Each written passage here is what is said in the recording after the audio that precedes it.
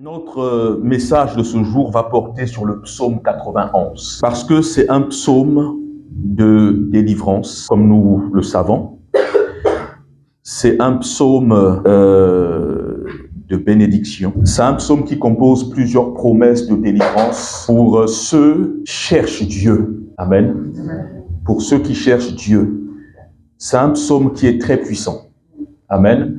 Où nous voyons la puissance de Dieu se manifester envers ceux qui ont confiance en lui. Nous voyons aussi l'omniprésence de Dieu. Nous voyons l'omnipotence, la toute-puissance de Dieu. Amen. Et c'est un Dieu qui nous accorde sa protection. C'est un Dieu qui bénit ceux qui le cherchent. Et ce psaume, il commence par celui qui demeure sous l'abri du Très-Haut. Mon message ne portera que sur le verset 11. Amen. Si j'avais plus de temps pour ce mois, je ne devais rester que sur ce psaume-là. On devait l'étudier. Amen. Alors, le psaume 91, il est composé de 16 versets. Amen. Et quasiment chaque verset contient une bénédiction. Une promesse pour ceux qui cherchent Dieu. Le psaume, il commence au verset 1 par « Celui qui demeure sous l'abri du Très-Haut, repose à l'ombre du Tout-Puissant. » Amen. Est-ce que vous avez vos Bibles avec vous? Ok. Vous remarquerez dans la version Louis II, je ne sais pas dans d'autres versions, ce que ça donne. Celui qui demeure sous l'abri du Très-Haut. Très-Haut ici, le T, c'est un T majuscule et le O, c'est un H majuscule. Repose à l'ombre du Tout-Puissant. Là encore, le T, c'est un majuscule et le puissant, c'est en majuscule. Et là, déjà, dans ce premier verset, nous avons une présentation des différents noms de Dieu. Amen. Et au verset 2, il dira « Je dis à l'Éternel ». Ça encore, c'est un autre nom de Dieu. Donc, il est en train de jouer un peu sur quelques noms de Dieu que nous connaissons. Et j'ai aimé les louanges ou les adorations que nous avons chantées ce matin, parce que quasiment dans chaque adoration, je pense, il y avait le nom de Dieu qui était mentionné. On a chanté « Jéhovah, tu es le Très-Haut ». Amen. Le Très-Haut. On a chanté « Jéhovah, tu es le Très-Haut ». On a chanté aussi que Dieu était tout-puissant. On a chanté aussi l'Éternel. Amen. Il est très important d'avoir conscience des noms de Dieu. Parce que chaque nom vient d'un contexte particulier. Vous voyez? Chaque nom vient d'un contexte particulier. Dieu n'a pas forcément un nom fixe, comme nous, on va t'appeler, tu t'appelles Kodia, c'est ton nom fixe. Amen. Mais Dieu s'est révélé à travers différents noms et selon les circonstances. Donc, Dieu se révèle. Amen. Dieu se révèle. Il ne s'est pas seulement révélé aux anciens, mais je pense qu'il s'est déjà révélé à chacun de nous sous un nom. Amen. Si vous faites attention, vous allez constater que lorsque vous avez traversé une période de votre vie, vous avez vu Dieu. Vous avez vu Dieu, amen, il s'est révélé à vous selon la circonstance dans laquelle vous étiez. Il y en a qui vont l'appeler le Dieu du tout à coup, parce qu'ils ont vu le tout à coup de Dieu. Amen. Il y en a qui vont se révéler, à qui Dieu va se révéler comme le Dieu. Moi, je me souviens, j'avais un nom que j'aimais bien, par lequel j'aimais appeler le Seigneur. J'ai oublié, à l'instant j'oublie. En tout cas, chacun se révèle, Dieu se révèle à lui selon les circonstances. Amen. Et la manière dont Dieu se révèle à toi, ça prouve aussi l'intimité que tu as avec lui. Parce que tu donnes le nom à une personne selon le degré d'intimité que vous avez. Je prends un exemple. Les couples mariés ou fiancés, quand ils se rencontrent, vous voyez que la femme, la fiancée, va donner un nom, un petit nom à son mari, amen, à son fiancé. Et le fiancé aussi va faire pareil, il va donner un nom. Donc, ils se donnent un nom en fonction de leur degré d'intimité, d'affection. Amen. Et c'est quelque chose de très bien. Savoir donner à Dieu un nom en fonction de l'intimité que tu as avec lui, en fonction de comment tu as rencontré Dieu, comment Dieu t'a délivré. Donc le psaume 91, il commence par celui qui demeure sous l'abri du Très-Haut. Celui qui demeure sous l'abri du Très-Haut repose à l'ombre du Tout-Puissant. Amen. Dans certaines versions, dans certains commentaires, quand on parle de l'abri du Très-Haut, on voit le fait que nous sommes en Christ. Amen. Certaines versions vont dire celui qui demeure dans le secret de Dieu. Dans le secret de Dieu. Dieu, il a un secret. Il y a un lieu secret. Amen. Où l'on rencontre Dieu. Il y a un lieu secret. Jésus dira, quand tu pries, ferme la porte et rentre dans ta chambre et ferme la porte. Et ton Dieu qui est là dans le lieu secret, il t'écoute. Amen. Amen. Il y a un lieu secret. Amen. Il y a un lieu secret. Selon les commentaires, le lieu secret peut symboliser, comme je vous ai dit, le fait que nous sommes cachés en Christ. Le fait que nous sommes en Christ. Parce que nous avons toutes les bénédictions en Christ. Amen. Nous avons toutes les bénédictions en Christ. Mais le lieu secret peut aussi symboliser l'intimité que nous avons avec Dieu. Nos temps de prière, le temps que nous passons avec Dieu. Amen. Le temps que nous passons avec Dieu débloque beaucoup de choses.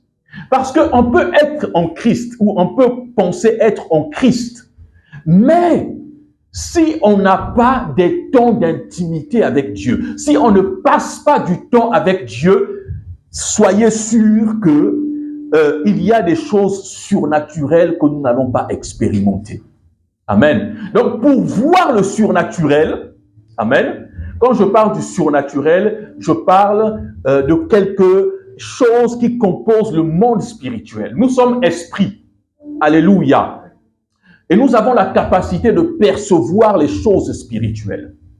Mais notre esprit ne s'élève que lorsque nous passons du temps dans la présence de Dieu à travers la prière et le jeûne. La prière, la méditation de sa parole et le jeûne. Amen. La personne, celui qui privilégie ce que je viens de citer, la prière, le jeûne, la méditation de la parole de Dieu, cette personne se retrouve dans le secret de l'Éternel. Vous voyez? Cette personne se retrouve dans le secret de l'Éternel. C'est très important. Est-ce que vous voulez vous retrouver dans le secret, dans l'intimité de l'Éternel? Ça, c'est un autre niveau de foi. C'est un autre degré de foi. Mais nous devons aspirer à cela. Nous devons aspirer à cela. Amen. Vous serez d'accord avec moi que c'est beau de voir, de contempler la présence de Dieu. C'est beau de voir les anges. C'est beau d'avoir des visions. Ce sont des expériences qui nous transforment. Ce sont des expériences qui nous transforment. Amen. Et nous devons aspirer à ça. Amen. Jésus ne nous a pas sauvés seulement pour écouter la parole de Dieu à l'église dimanche, pour vivre une vie chrétienne normale. n'est-ce pas? Mais le salut de Dieu, c'est tout un package, c'est tout un pack. Amen. Ça contient beaucoup de grâces que Dieu nous a données, beaucoup de dons que Dieu nous a donnés. Dieu nous a accordé beaucoup de dons et nous devons aspirer à vivre cette vie surnaturelle. Amen. Aspirons à ça, bien-aimés, aspirons à ça. C'est pourquoi je vous dis, ce mois de février-là, bien-aimés, reprends les temps de jeûne. Amen. On n'a pas besoin que l'Église décrète un temps de jeûne. Mais toi-même, reprends tes temps de jeûne. Tu veux jeûner 21 jours, tu jeûnes. Alléluia. Tu jeûnes dans la joie. Tu veux prier tous les soirs. Même si le matin, tu te lèves, tu es fatigué pour aller au boulot. Bien-aimé, tu as déjà reçu des bénéfices de ta prière. Alléluia. Le Seigneur nous fortifie. Amen. Oui, celui qui demeure dans le secret de l'Éternel, dans le secret du Très-Haut, repose à l'ombre du Tout-Puissant. Amen. Le Très-Haut, c'est en hébreu, c'est Elyon. Certaines personnes vont peut-être prononcer d'une autre manière. Elyon, le Très-Haut, le Très-Haut, le très élevé. Notre Dieu, on a chanté Jéhovah, tu es élevé. C'est le Très-Haut, c'est celui qui est élevé. Il est au-dessus de tout.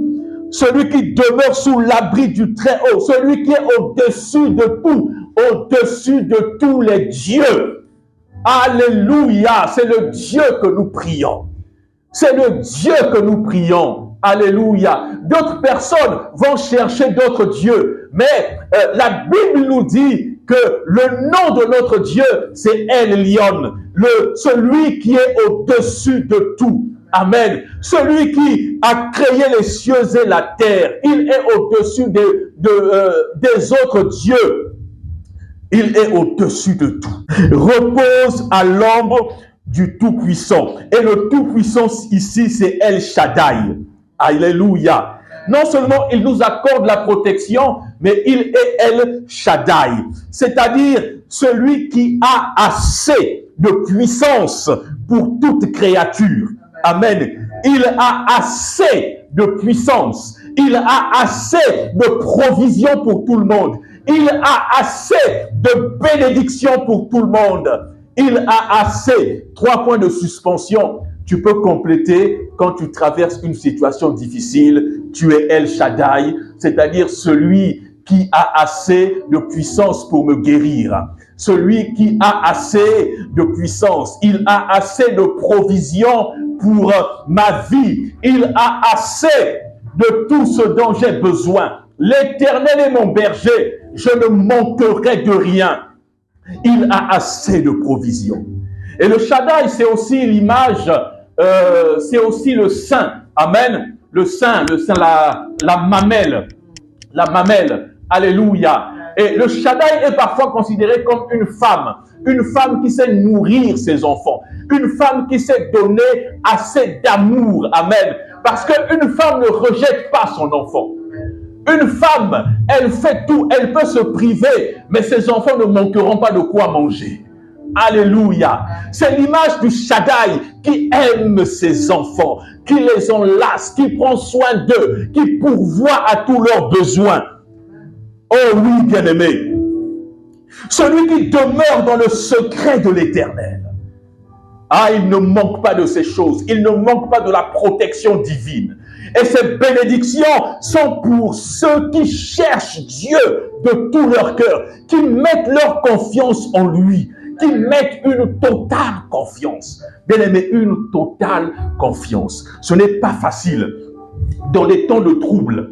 Amen. D'avoir une totale confiance en Dieu. Mais nous devons développer cette attitude. Nous devons développer cette manière de fonctionner où nous dépendons totalement à Dieu. Nous nous abandonnons à Dieu. Quels que soient les problèmes que tu as, quelles que soient les montagnes qui se présentent devant toi, être capable de s'abandonner entre les mains de Dieu. Bien-aimé, il y a des épreuves, des difficultés, des fardeaux que nous ne pouvons pas porter par nous-mêmes. Mais le temps est venu de déposer ton fardeau entre les mains de El Shaddai.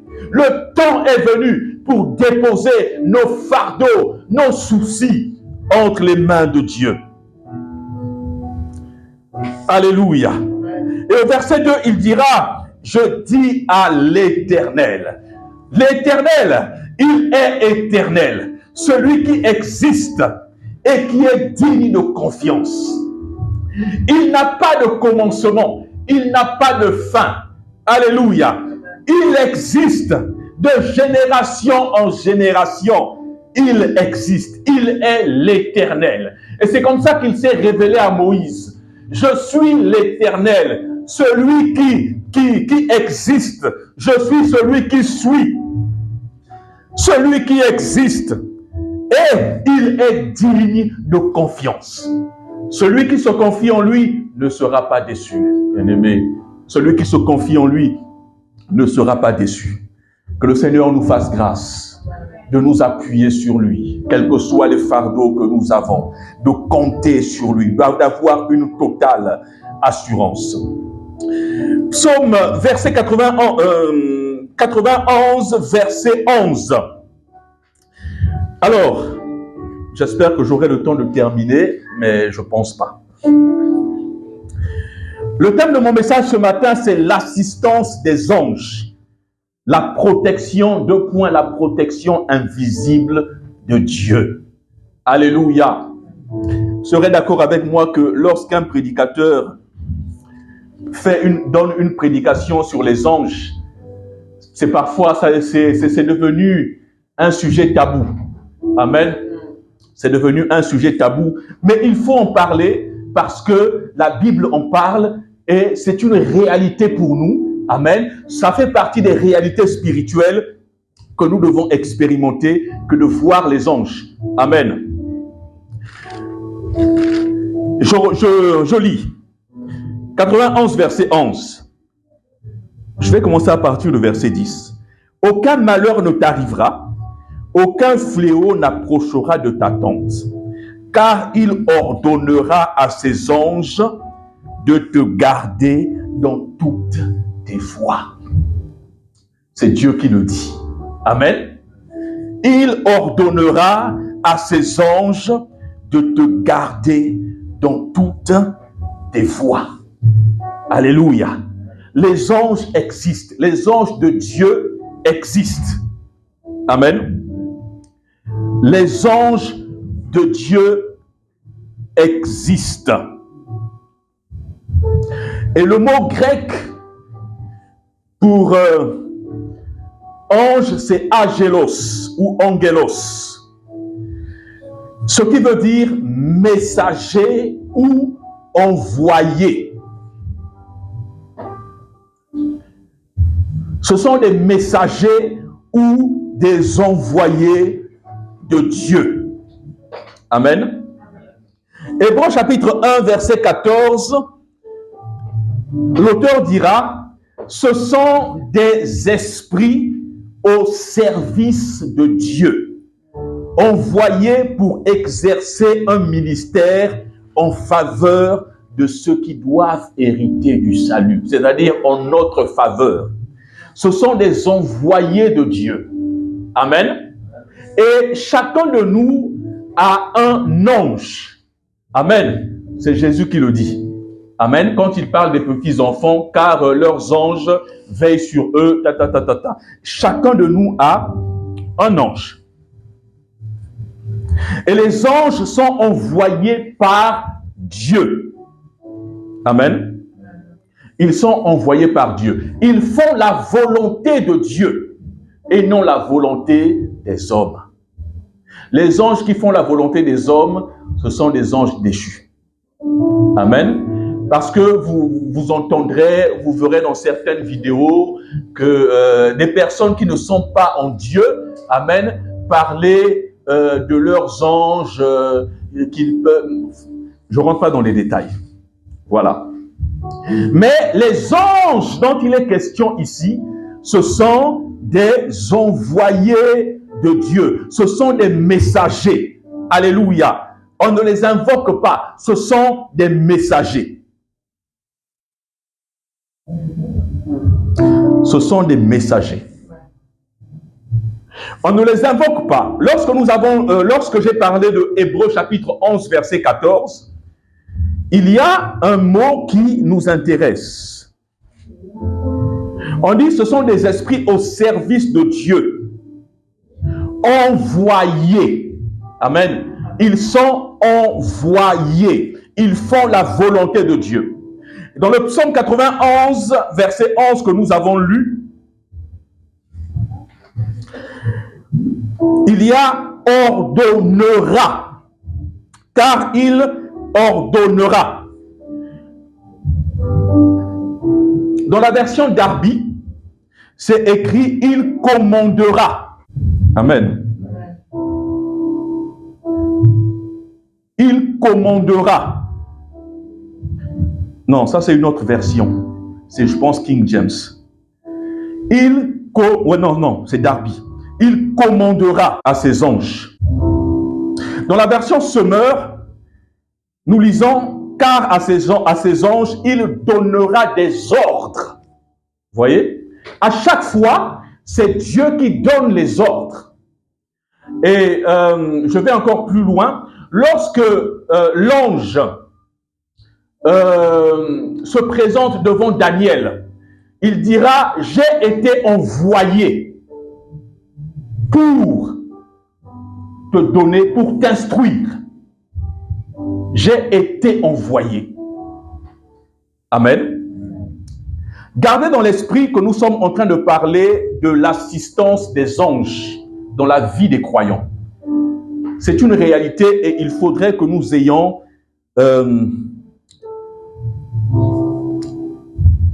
le mot m'échappe, je continue. Donc, les anges existent parce que la Bible en parle. La Bible en parle. La Bible en parle au moins 175 fois. Quelqu'un peut prendre Luc chapitre 2, versets 8 à 10, s'il vous plaît. Il y avait dans cette même contrée des bergers qui passaient dans les champs des veilles de la nuit pour garder leurs troupeaux. Et voici un ange du Seigneur leur apparut, et la gloire du Seigneur resplendit autour d'eux. D'accord. Ok. Et voici un ange du Seigneur leur apparut. Oui. Et la gloire du Seigneur resplendit autour d'eux. Voilà. Donc, voici un ange qui apparaît au berger. Amen. Continue. Ils furent saisis d'une grande frayeur. Verset 10. Mais l'ange leur dit, ne craignez point, car je vous annonce une bonne nouvelle qui sera pour tout le peuple le sujet d'une grande joie. Voilà. Car je vous annonce une bonne nouvelle. Ça, c'est un des rôles des anges. Amen. Ils viennent annoncer des bonnes nouvelles. Daniel, chapitre 9, versets 21 à 23. Ce n'est pas le rôle principal par rapport à notre thème. Daniel 9, versets 21 à 23. Daniel 9, 21 à 23. Oui. Je parlais encore dans ma prière quand l'homme Gabriel que j'avais vu précédemment dans une vision s'approcha de moi d'un vol rapide au moment de l'offrande du soir. Verset 22. Il m'instruisit et s'entretint avec moi. Il me dit, Daniel, je suis venu maintenant pour ouvrir ton intelligence. Verset 23. Lorsque tu as commencé à prier, la parole est sortie et je viens pour te l'annoncer. Car tu es un bien-aimé. Sois attentif à la parole. Alléluia. Voilà, ici nous voyons qu'il y a un ange qui s'appelle Gabriel. Amen. Gabriel qui vient annoncer à Daniel une information. Il vient instruire Daniel. Donc certains anges, les anges ont des noms. Alléluia. Mais la Bible ne nous révèle pas les noms de tous les anges parce que ça n'a pas d'importance. Amen. Ceux qui connaissent les noms de plusieurs anges, là c'est dans les livres ésotériques. Mais ce n'est pas dans la Bible. Amen. Alors nous, les anges que nous avons ici, qui sont connus par leur nom, c'est Daniel et Gabriel. Amen. Hein? Michael et Gabriel. Michael, c'est le chef de l'armée d'Israël. C'est celui qui combat. Amen. C'est celui qui combat. Et Gabriel, c'est celui qui vient annoncer les nouvelles, celui qui vient instruire. Donc, chaque ange a sa fonction. Amen. Chaque ange a sa fonction. ne se mélangent pas. Donc, alors, nous avons vu dans Daniel, chapitre 9, verset 21-23, qu'il vient annoncer les nouvelles. Quelqu'un va prendre Daniel, chapitre 10, verset 4 à 11. Daniel 10, 4 à 11. Je lis la parole de Dieu. Le 24e jour du premier mois, j'étais au bord du grand fleuve qui est Hiddekel. Je levai les yeux, je regardais, et voici, il y avait un homme vêtu de lin, et ayant sur les reins une ceinture d'or du phase. Son corps était comme de chrysolite. Son visage brillait comme l'éclair, ses yeux étaient comme des flammes de feu, ses bras, et ses pieds ressemblaient à de l'airain poli, et le son de sa voix était comme le bruit d'une multitude. Moi, Daniel, je vis seul la vision, et les hommes qui étaient avec moi ne le virent point. Mais ils furent saisis d'une grande frayeur, et ils prirent la fuite pour se cacher. Je restai seul, et je vis cette grande vision. Les forces me manquèrent, mon visage changea de couleur et fut décomposé. Et je perdis toute vigueur. J'entendis le son de ses paroles, et comme j'entendais le son de ses paroles, je tombai frappé d'étourdissement, la face contre terre. Et voici, une main me toucha et secoua mes genoux et mes mains. Puis il me dit, Daniel, homme bien-aimé, sois attentif aux paroles que je vais te dire, et tiens-toi debout à la place où tu es, car je suis maintenant envoyé vers toi. Amen. Je suis maintenant envoyé vers toi. Et là encore, il vient pour instruire Daniel. Et donc, l'un des rôles des anges, c'est d'instruire les serviteurs de Dieu. Quand je parle de serviteurs de Dieu, les saints. Amen. Ils viennent instruire. Ils viennent instruire. Alors, avant de passer à un autre point, je voudrais donner un petit témoignage. Le but de ce message, c'est pas nous pousser à adorer les anges, mais c'est nous faire prendre conscience que les anges existent et qu'ils sont avec nous. Amen. Ils nous secourent dans des moments difficiles. Amen. Il y a beaucoup de témoignages à ce sujet. De savoir qu'on n'est pas seul. On n'est pas seul. Amen. Et que Dieu envoie ses anges pour nous secourir. Et ça, c'est quelque chose de très important à savoir. C'est une réalité qu'il faut que nous puissions imprégner en nous. Amen. Voilà. Et c'est en relation avec le psaume 91 que nous sommes en train de lire. Alors, toujours dans le domaine des anges qui viennent délivrer des informations, il y avait une maman chez nous à l'église, maman Agnès. Elle était avec nous à l'église et elle me raconte un jour, elle était assise chez elle.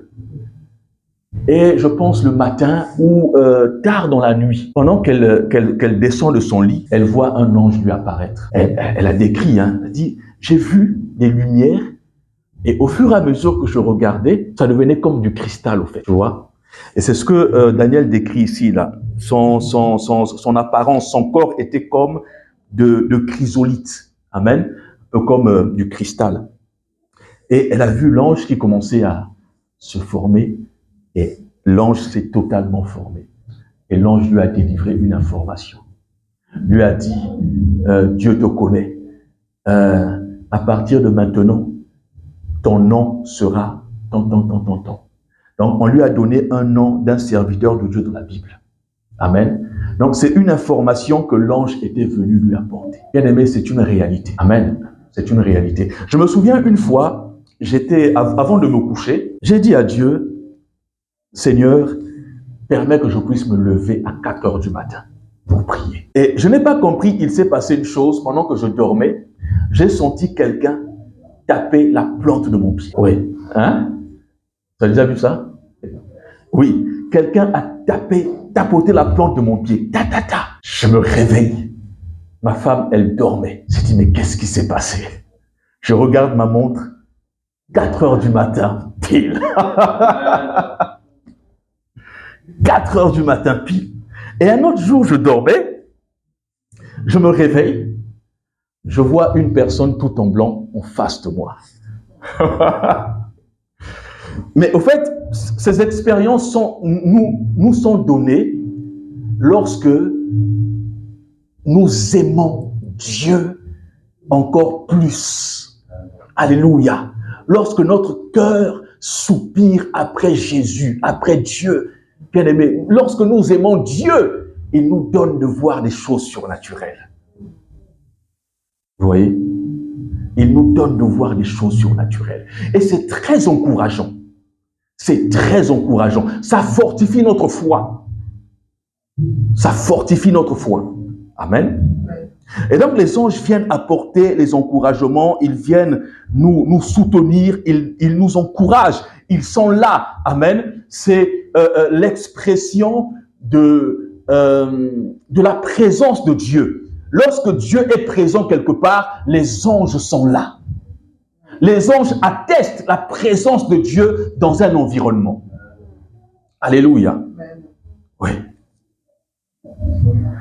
Alors, ce qui nous importe et qui est lié à ce psaume, c'est la protection ou l'assistance de Dieu dans les moments difficiles. Alléluia. Daniel chapitre 6, verset 21. Daniel était dans la fosse au lion. Mais un ange viendra délivrer Daniel. Il fermera la bouche des lions, de sorte que les lions n'ont pas pu manger Daniel. Mais ce sont les anges de Dieu qui ont opéré. Dieu a envoyé ses anges pour délivrer Daniel de la fosse aux lions, de la gueule des lions. Les lions n'ont pas pu le manger. Daniel chapitre 6, verset 21. Et Daniel dit au roi, « Roi, vis éternellement. Mon Dieu a envoyé son ange. Mon Dieu a envoyé son ange fermer la gueule des lions, qui ne m'ont fait aucun mal, parce que j'ai été trouvé innocent devant lui. Et devant toi non plus, ô roi, je n'ai rien fait de mauvais. » Dieu se souvient de ses serviteurs. Et quand ses serviteurs sont en danger, Dieu déploie ses anges pour les délivrer. Combien de personnes ont raté des accidents in extremis parce que Dieu avait déployé des anges? Même si la personne n'a pas vu, mais quand tu vois l'action, quand tu vois comment l'accident a été évité, tu te dis non, il y a une main derrière cette situation. Ah oui. Les anges sont une réalité, bien-aimés. Les anges sont une réalité. Ne refusons pas cette réalité. Mais ayons la conscience de la présence des anges. Ayons la conscience de la présence des anges. Cette conscience, elle nous donne de l'assurance. Cette conscience nous évite aussi parfois de pécher. Parce que là où nous sommes, même si nous pensons qu'il n'y a personne, mais sachons qu'il y a des anges de Dieu qui sont là avec nous. L'ange de l'Éternel, la parole qui me manque, campe autour de ceux qui craignent Dieu et il les délivre de tout mal. Même pendant que nous passons des examens, bien-aimés, les anges de Dieu sont là pour nous souffler des informations. Nous pensons que c'est par notre intelligence. Mais en réalité, l'ange de Dieu est toujours là. Mais si tu as conscience de sa présence, il agit. Si tu n'as pas conscience de sa présence, c'est comme si tu lui dis, bon, tu as un serviteur à côté, tu lui dis, bon, c'est pas grave, toi reste là, je vais me débrouiller moi-même. Et c'est ce qui nous arrive. Amen. Nous faisons des choses avec notre intelligence, avec nos capacités, mais nous oublions dans notre conscience, dans notre être intérieur, qu'il y a des envoyés que Dieu a mis à côté pour nous. Et nous nous battons pour faire les choses par nous-mêmes. Alors qu'il suffit parfois de prêter seulement l'oreille et tu entends une voix souffler à ton oreille, te donner une direction. Ouais. Daniel chapitre 3, versets 24 à 25. Shadrach, Meshach, Abednego sont dans la fournaise ardente. Alors que ceux qui les ont jetés sont même morts parce que la chaleur était tellement grande. Mais voici que ces 3 jeunes hommes se retrouvent dans la fournaise ardente. Daniel 3, 24 à 25. Se retrouvent dans la fournaise ardente. Et tout d'un coup, le roi fut effrayé parce que on avait mis 3 personnes, mais le roi Nebuchadnezzar voit une 4e personne qui a l'apparence des fils des hommes. Je lis. Alors le roi Nebuchadnezzar fut effrayé et se leva précipitamment. Il prit la parole et dit à ses conseillers, « N'avons-nous pas jeté au milieu du feu 3 hommes liés ?» Ils répondirent au roi, « Certainement. » Il reprit et dit, « Eh bien, je vois 4 hommes sans lien qui marchent au milieu du feu et qui n'ont point de mal. Et la figure du 4e ressemble à celle d'un fils de Dieu. » Alléluia. Dieu avait ouvert les yeux de Nebuchadnezzar. Vois comment mes serviteurs sont délivrés. Mes serviteurs fidèles. Dieu délivre ses serviteurs fidèles en lui. Ceux qui le cherchent. Ceux qui aiment sa présence. Dans les moments difficiles, bien-aimés, les anges de Dieu opèrent. Il les délivre de la force. Il les délivre des épreuves, même les plus terribles. Pierre était en prison. Dans Actes 12, 6 à 10. Pierre était en prison. Et la nuit qui précède le jour où il devait être tué, il y a un ange qui rentre dans la prison. Pendant que Pierre était en train de dormir, il touche Pierre comme ça, là. Pierre pensait que c'était un rêve. Bien aimé, il arrive des moments où tu es comme ça, tu sens comme une main qui est en train de te toucher. Oui. Mais tout dépend de l'intimité que tu as avec Dieu. Plus tu es près de Dieu, plus tu ressens des choses spirituelles. L'ange vient délivrer Pierre de la prison. Il vient, il ôte les chaînes. L'ange réveilla Pierre en le frappant du côté et en disant, « Lève-toi promptement. » Les chaînes tombèrent de ses mains et l'ange lui dit, « Mets ta ceinture et tes sandales. » Et il fut ainsi. L'ange délivre Pierre de la prison. L'ange délivre Pierre de la prison. Et c'est de cette délivrance que le Seigneur nous parle dans le psaume 91. Il enverra ses anges. Il ordonnera à ses anges de te délivrer. Il y a un homme de Dieu qu'on appelle Jean-Luc Trexel. Ouais. C'est un Suisse. Jean-Luc Trexel. Il raconte qu'une fois, ils étaient dans une période où ils priaient tous les jours. Ils priaient tous les jours pour le réveil de l'Europe. Et un jour après la prière, il a pris sa voiture et il rentrait chez lui. Dans la voiture, le Seigneur a ouvert ses yeux et il voit à côté, il y avait un ange. Le siège avant et 2 étaient derrière. Et il a ressenti la présence de Dieu. Alors il s'est mis à louer le Seigneur. Il s'est mis à louer le Seigneur. Et tout d'un coup, il entend comme audiblement le diable lui dire, « Jean-Luc, je vais te tuer. » Ah! Il s'est mis à prier, « Non! Tu ne me tueras pas au nom de Jésus. » Il dit, « Je vais te tuer. Tu ne me tueras pas au nom de Jésus. » Pendant qu'il est en train de rouler, il y a une voiture qui venait en face. Et dans la voiture qui venait en face, c'est quelqu'un qui était sous. Il était bourré. Il était bourré. Et le mec fonçait sur lui comme ça, là. il a crié au nom de Jésus. Et tout à coup, il a vu l'ange qui était assis à côté de lui sortir de la voiture et écarter la voiture qui venait en face. Ouais. Écarter la voiture qui venait en face.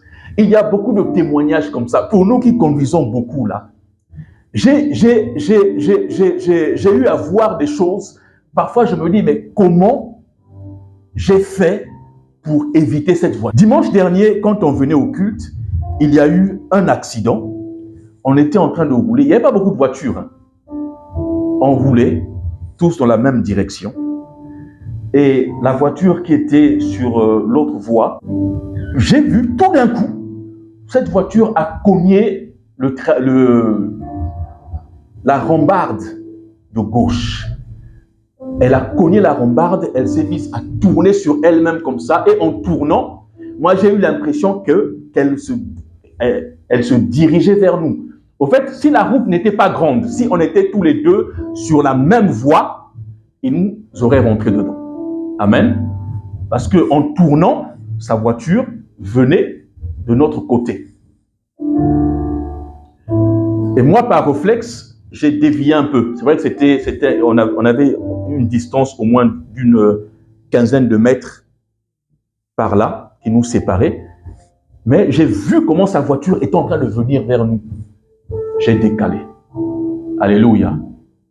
Ce sont des petits témoignages, mais à travers ces choses-là, on ne sait pas quelle est la main qui a pu arrêter cette voiture. Vous voyez? Donc, faisons très attention à la présence des anges. Un dernier témoignage. Il y avait un serviteur de Dieu. Il était en train de réparer son véhicule. Ça se passe aux États-Unis. Il est en train de réparer son véhicule et le véhicule s'est affaissé sur sa poitrine. Vous voyez? Comme il était sous le véhicule. Donc le véhicule s'est affaissé sous sa poitrine. Ce n'était pas un petit véhicule, c'était un grand véhicule. Vous savez, les Américains, ils ne conduisent pas petit. Et son fils était là. Son fils avait moins de 10 ans. Ils étaient tous les deux dans le garage. Le père était en train de mourir parce que la voiture s'était affaissée sous sa poitrine. Et après, il s'est retrouvé à l'hôpital. Le fils, qu'est-ce qu'il a fait? Il a soulevé la voiture. Vous voyez? Il a soulevé la voiture et son père a réussi à sortir. Et quand on a posé la question au fils, comment as-tu fait pour soulever la voiture? Il dit non, je n'étais pas seul, il y a 2 messieurs qui sont venus m'aider. On a soulevé la voiture. Et ces messieurs-là sont partis. Waouh! Ouais. Dieu a mis les anges à notre service. Mais prenons seulement conscience que les anges existent. Et moi, je suis convaincu que tous ici, là, quasiment, nous avons déjà fait une rencontre angélique. Parce qu'il y a certaines personnes qui t'ont parfois aidé, tu ne les connais pas, mais tu ne sais pas d'où ils viennent. Tu ne sais pas d'où ils viennent. Un serviteur de Dieu, il tenait une campagne d'évangélisation et après la campagne, il devait prendre son vol et partir. Mais vous savez, quand on fait le ministère, là, quand il y a des guérisons, après tu dis, bon, un tel, bah, venez, qui a ça, qui a ça. Après, ça finit plus. On lui dit, mais tu vas prendre ton avion. D'accord, tout à l'heure, ok. Qui a ça? Bon, tiens, on va prier. Les guérisons s'opèrent. À la fin, il a pris ses sacs, il court pour aller à l'aéroport. 2 grandes valises comme ça. Là. Arrivé à l'aéroport, la file où il devait se mettre, là, il n'y a plus personne. Il n'y a qu'un seul agent qui est là. On lui dit, mais monsieur, le vol va partir. Le vol ferme. Le vol ferme. Et ce monsieur qui était à l'accueil, là, à l'accueil, vous savez que parfois, au fait, il faut se présenter souvent 2 heures avant le voyage ou 1 heure. En tout cas, il y a un moment où ça ferme. Donc, tu arrives, tu peux plus. On lui a dit, mais l'avion est déjà sur le tarmac, c'est prêt à embarquer. Bon, le gars qui était là à l'accueil lui dit, bon, suivez-moi. Ils se sont mis à courir. faut traverser la partie de la douane. On dit, mais monsieur, vous allez où? Le gars qui était avec lui, il tend seulement la main comme ça, laissez passer. On ouvre les portes. Ils arrivent encore dans un autre point de contrôle. Monsieur, laissez passer. C'est le monsieur qui est à côté là, qui m'a permis d'arriver jusqu'ici. Et il se retourne, il n'y avait aucun monsieur. Et le gars, il a pu embarquer. Il a pu embarquer. Alléluia. Alors ce matin, moi je voudrais, c'est un thème qui est tabou, mais ne refusez pas les réalités spirituelles. Parce que ce que nous refusons là, Dieu ne nous donnera pas. Amen. Dieu ne nous donnera pas. Si tu refuses que les anges peuvent agir, si tu ignores le rôle des anges, si tu ignores la présence des anges dans ta vie, ils n'agiront pas. Moi-même, j'ai développé cette culture où, quand je passe des examens, même quand j'ai un entretien, je prie toujours Dieu, je me dis, Seigneur, tu es capable d'envoyer tes anges. Même si je suis persuadé que j'ai raté, mais tant qu'on n'a pas donné les résultats, bien aimé, les anges de Dieu sont capables d'aller sur place, changer les résultats.